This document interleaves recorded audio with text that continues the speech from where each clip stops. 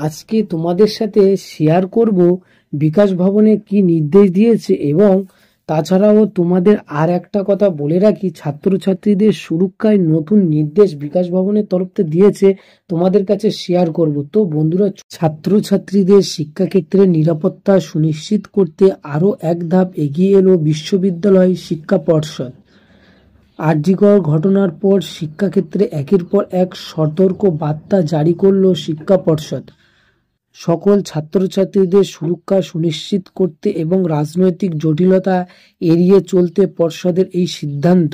24শে August school education commissioner বিকাশ ভবনের তরফ থেকে সেরকমই একটি নির্দেশ প্রকাশিত হয়েছে।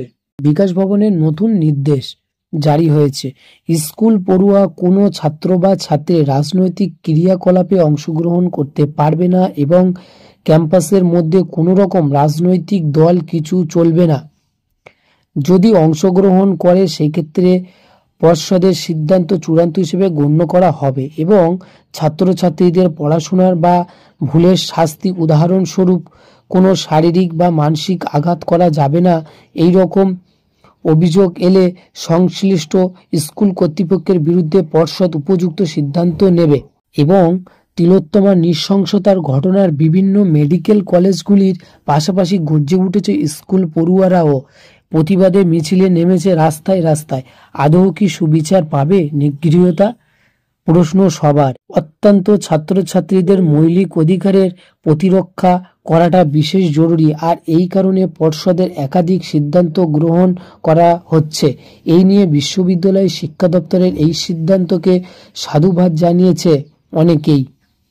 সমস্ত কিছু তোমাদের কাছে শেয়ার করলাম। তো তোমরা যারা স্কুল এবং কলেজ স্টুডেন্ট আছো, তোমাদের জন্য এটা একটি সতর্ক বার্তা বিকাশ ভবনের তরফ থেকে দিয়েছে, সেটা তোমাদের কাছে শেয়ার করলাম। তো যদি ভালো লেগে থাকে দয়া করে সাবস্ক্রাইব করবে। আবার নতুন কোনো স্কলারশিপ বা সরকারি জব রিলেটেড ভিডিও দেখা হবে। ততক্ষণ সবাই ভালো থাকবেন। আজকে মূলত এই আপডেট ছিল, আজকে আমি এখানেই শেষ করছি। তো